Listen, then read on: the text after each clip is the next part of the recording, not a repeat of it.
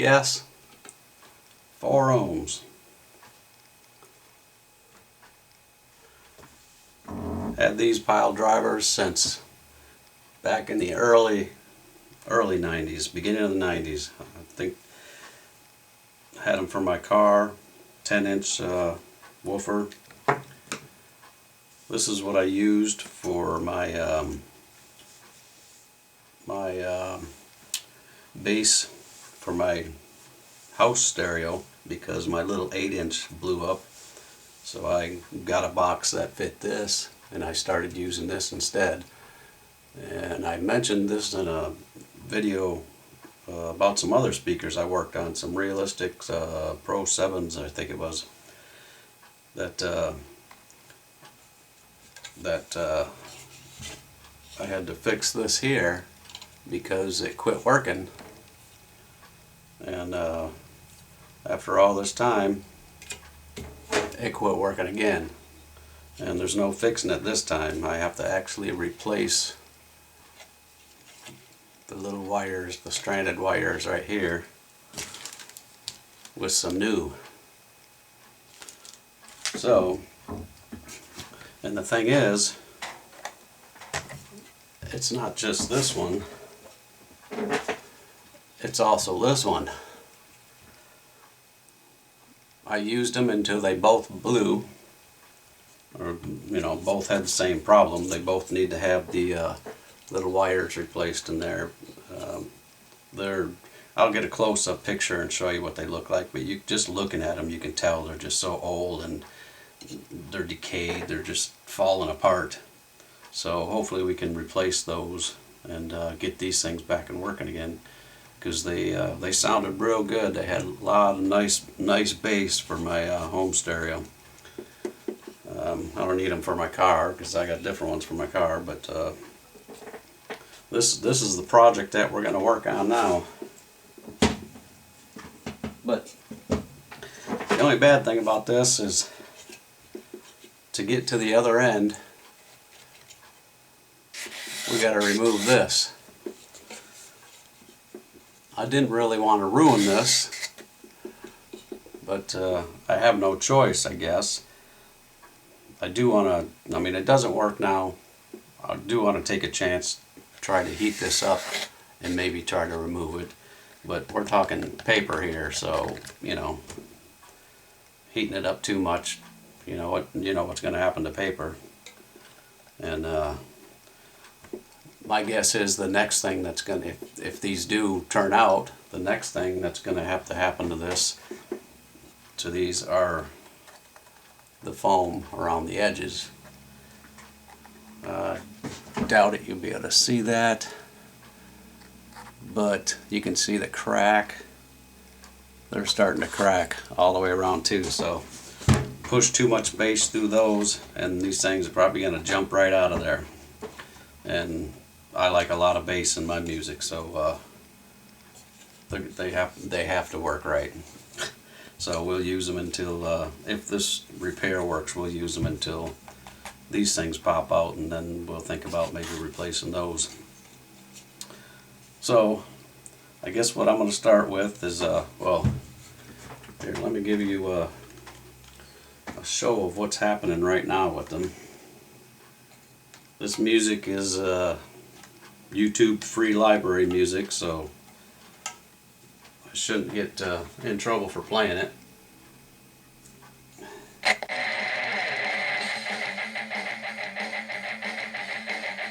That only started because I hit the wire. There I'm hitting the wire and it's cutting it out. So you can tell that's a short in there. If I just whip it.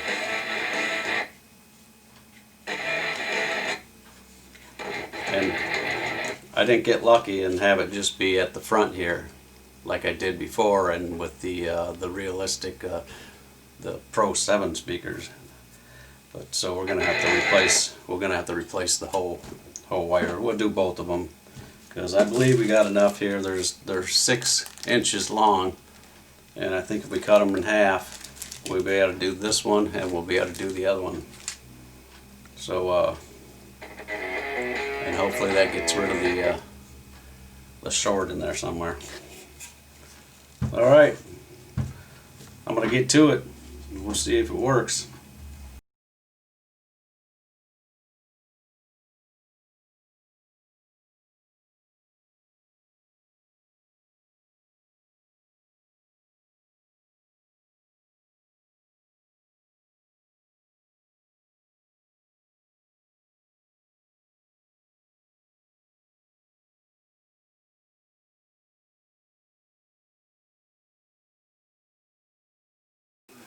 There's that. Didn't know how that was going to turn out, but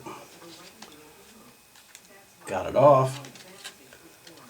I could feel it was just, you know, the rubber or whatever they used to bond that on there, that's the same, it looks like what they covered the whole speaker with. So, you know, it was peeling off and stuff like that, but, you know, this didn't really matter to me, but I just wanted to give it a try and see if I could get it off, because we have to actually get right there. We have to get to those two spots right there to get those wires out. So that worked out. Isn't going to look the prettiest afterwards, but clean it up a little bit, maybe stick that back on there with some glue and make it so it doesn't rattle, and it might be good as new. Alright, let's see if we can get these wires off here. I took some time and cut the little fringes off here, clean this up pretty good so it doesn't have all the extra paper and glue and stuff on there. So if this works out, that fits back down in there real nice. Just put some kind of bond in there and hold it, put something on there, and it'll seal up pretty good. Never even know I did anything. Maybe I'll use some of that that flex paste I used in flex paste that you can buy at any hardware store, I guess, but because it's like, it dries like a rubber, so that'll work. I'm gonna grab the wire from underneath, because it's probably gonna get a little warm in my fingers, and I'm just gonna take my soldering iron and just carefully heat up the glue, that black paste or whatever it is they have around the area, and try to free up that wire. Being real careful though, because remember, there's a real tiny wire that's connected to it that goes down and wraps around the voice coil, so we don't want to unglue that wire. We want something to hold that, so that's why I'm just going to be real careful about try to clean this glue away from the area so I can expose the wire I'm trying to get off. This probably take a while to, you know, to be real careful and everything, so I'm just going to take my time doing it.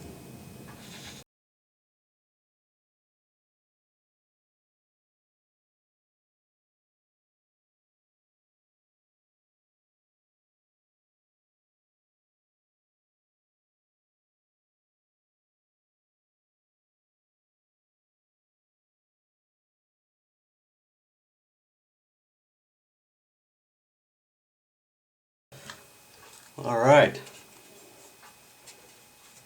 I got the wire pulled out. Let me try to get I'll take a close-up picture with my phone and show you what I got going on, because I know I won't be able to get this zoomed in with my camera, just to show you the wire that's coming on there. Alright, I think I got a good enough picture of that, so I'll put that up somewhere here. So that little tiny wire was wrapped around this wire that was in there, and you'll see that there's a little, like a little metal ferrite I think you call ferrule, I think you call them, that that sticks through the paper so you can feed the wire through. So you want to make sure you don't ruin that at all. So I'll get working on the other one.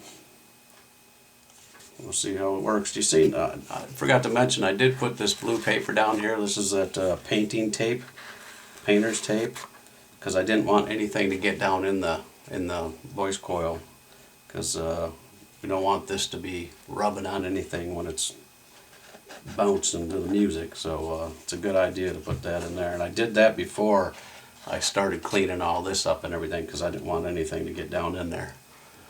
So, alright, let me work on the other one here.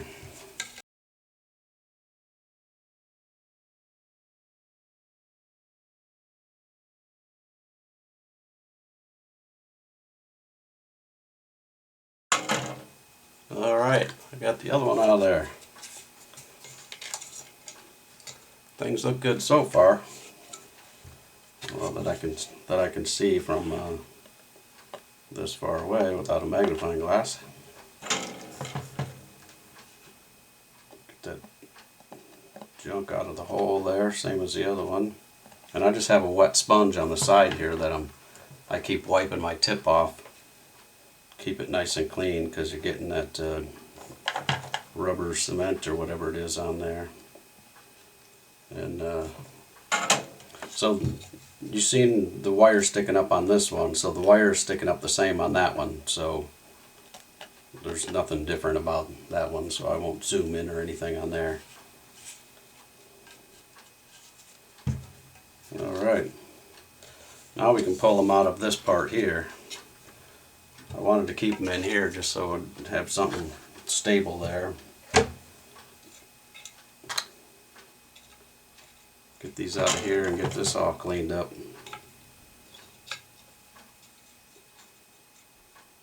I don't have my soldering gun too hot either. I think I only have it on 500 or something like that. That ain't bad.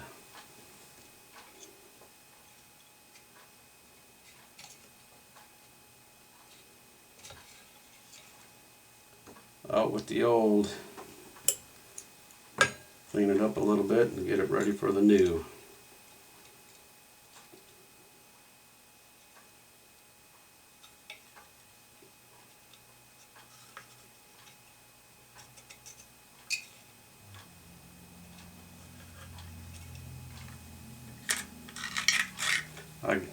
I go through this stuff. This stuff is pretty good, this solder wick.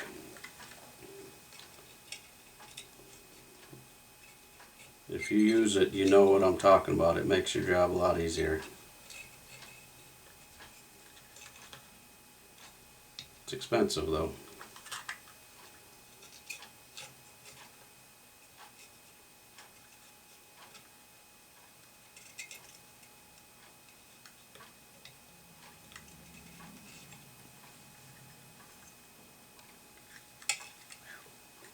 Hot, hot, hot, hot.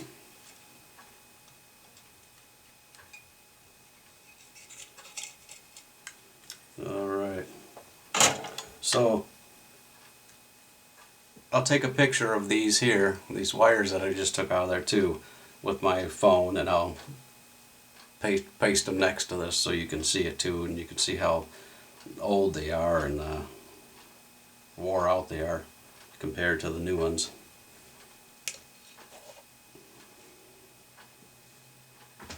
You can see that the new ones are a little bit skinnier, a little bit littler than the diameter is a little bit smaller. I don't know if it's because the old ones just kind of swelled up or what, but from what it said on the internet, the new one is supposed to hold up to 1,000 watts, and these speakers are nowhere near that. I think these speakers are only 100, 125 watts, something like that. So we ain't got to worry about that. So I'm just going to fold this in half and then cut it in half. And that should be good enough to reach both of them.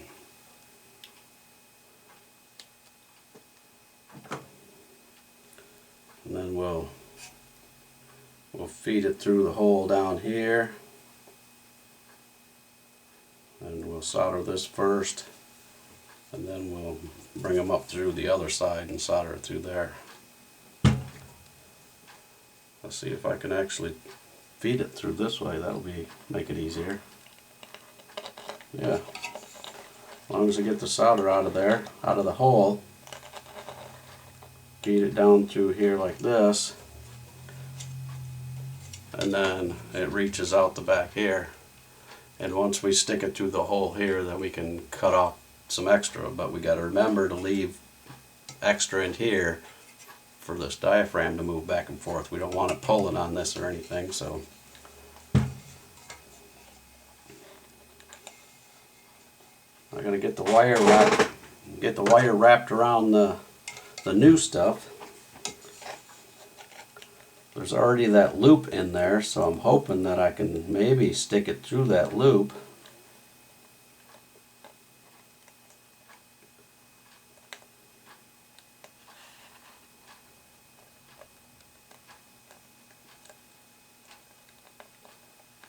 Hey, looks like I got it through there.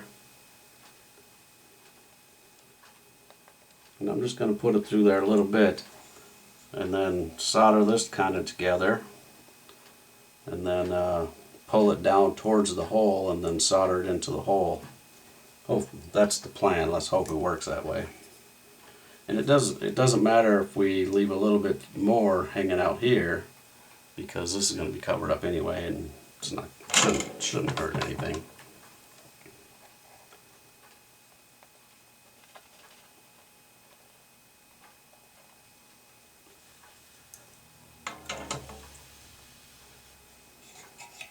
Just don't want to heat up everything real hot or anything.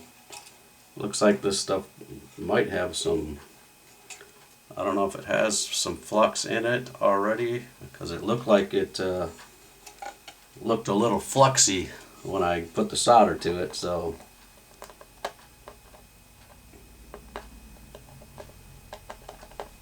alright, I'm just going to pull it down there like that. Now let's solder this into the hole and hope it stays in there.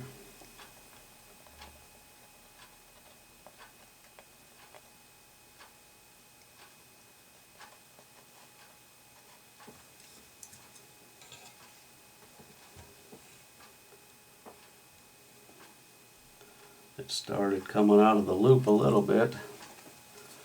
Let's hope it doesn't come all the way out.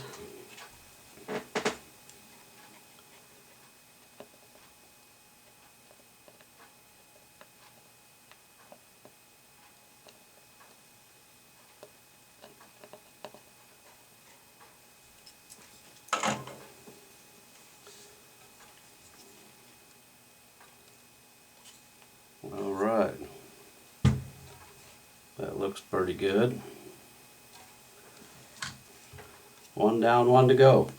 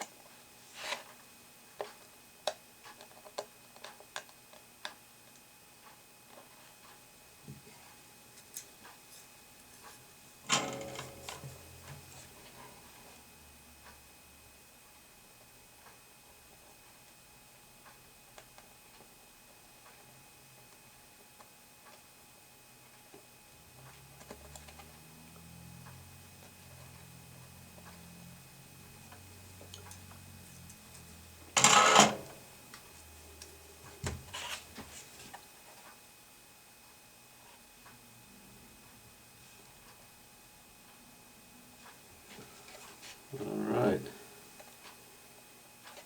that looks good. Got my little magnifying glass that I used to look at that.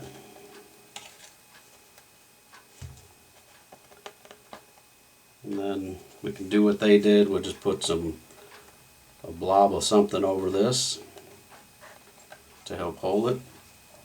But let's feed these through here first, and then give it a try first before we get too carried away.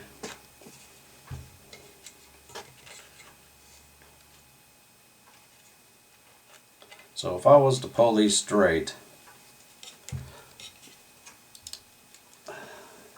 this is about, gotta change glasses here. That's about how much extra would be coming out of there. But that means it's tight on the inside. Probably can't get this in a way to where you can see it. It's pretty tight. If I pull, we don't want this to be pulled tight, because then when this moves, when this comes up and down, it's going to put a lot of strain on that solder joint right there, and one end's going to give. So we want to let some extra hang in there so it bounces. And this move, I'm going to guess, depends on how hard you're cranking it. That's pretty tight right there, out. So when it's bouncing, we just want to make sure that when it's all the way out like that, we have extra. It's supposed to be bouncing in. Don't get me wrong there. It should be going in. And we should have a lot extra for that. Let's see. There should be a lot of extra. I don't know if it's hard to tell there. Moves pretty free in there. So I'm just gonna pick a spot and call it good.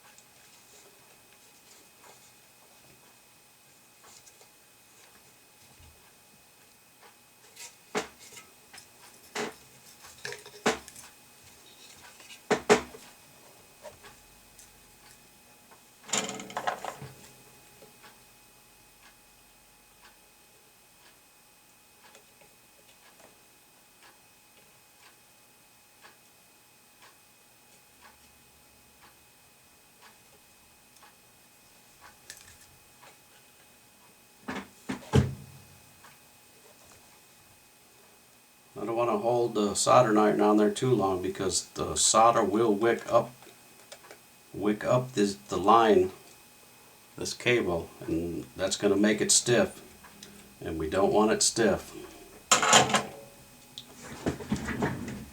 I'm actually going to get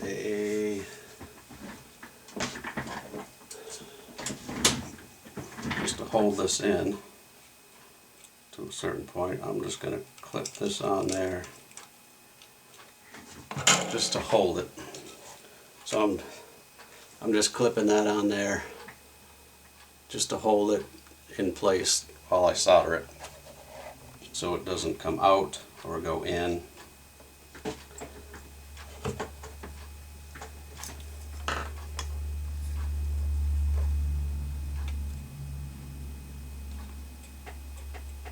And I'm mainly going to heat the connector itself.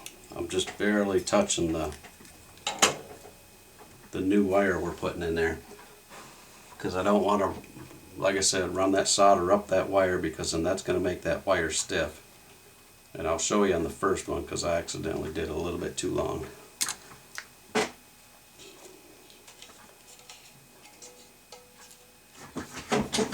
So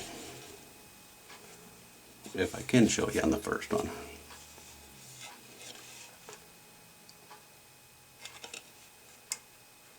You can see where it's got that little elbow right there. That's where the end of my solder went, so that was just a little bit too long, so it's going to pivot right on that elbow there.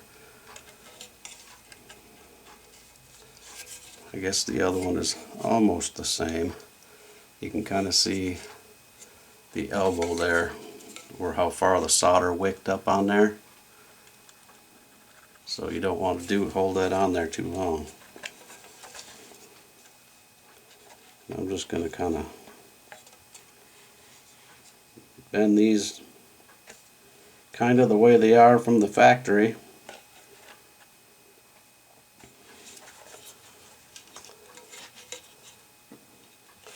See, got this camera mounted in a weird way, but you can see how they go up and then into the holes down inside there. So they're not laying down. They're not laying down on the bottom down here. All right, let's just try this a little bit, and before we do anything else on it, and make sure that that is the whole problem. So we're gonna get my music playing here. Some more royalty-free stuff. All right, let's see what we got here.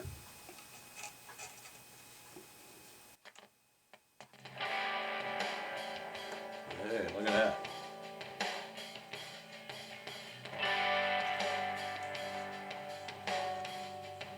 Wiggling both the wires.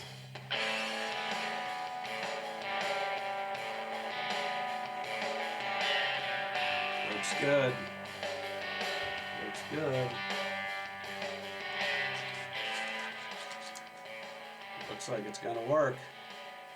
So now all we need to do is figure out how what way we're gonna put that back on there.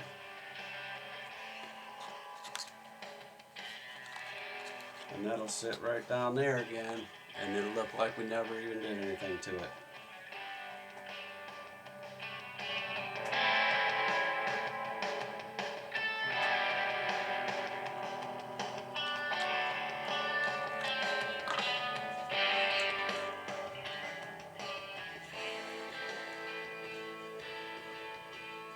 All right.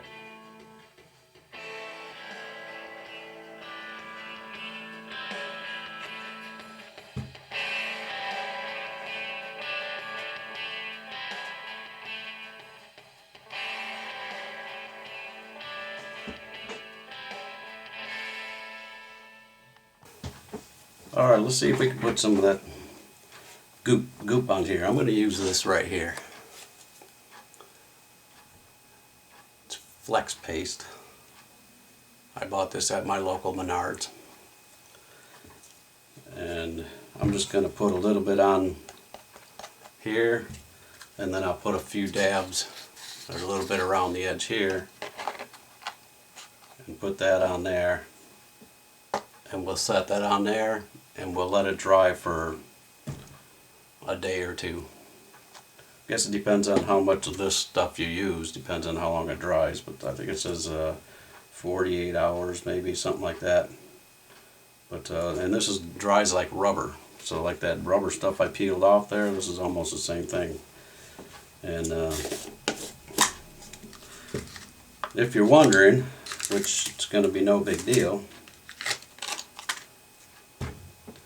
for you curious people like me, I'm always curious about things. See that meter right there? I have it set on ohms. This top part is dry, solid, and the meter reads nothing, so it's not conductive. I got both of those jammed right in there, so it's not conductive. Not that we have to worry about it because our two spots are far away, But if for some reason you used this for something else and it runs from the hot to the ground, as far as this shows, you don't have to worry about it because it's not conductive. So that clears up that.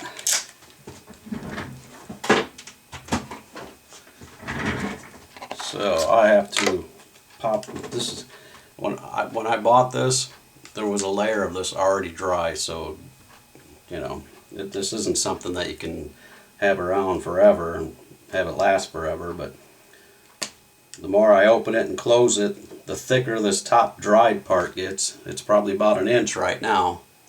That's all dried. So I'll dig down below it where the wet stuff is, and that's what we'll put in there. Put a little dab on there.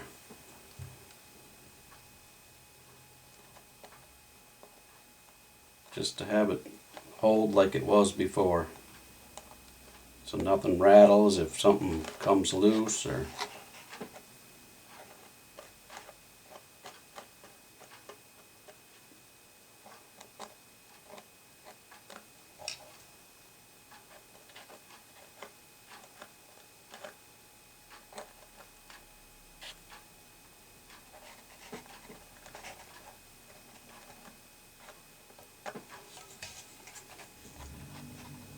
being a pain in the butt. It's not getting right where I want to. There it goes.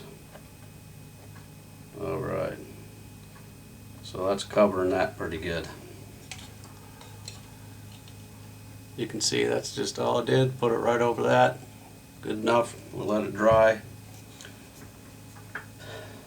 I'm not going to seal this part because then that won't dry, or it'll take longer to dry. Let's put it that way. So what I'm going to do is I'm just going to let this dry, and then I'll take this and I'll put a nice little bit all the way around this here. I'll take off my tape and I put that on there, and like I said, we'll let that sit like that and let it dry for a couple days, and then everything should be good.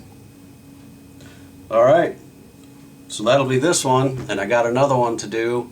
It'll be done the same way. So this is our proof of concept of it working the way we want it to. So I guess that's it for this, and we'll see you on the next one.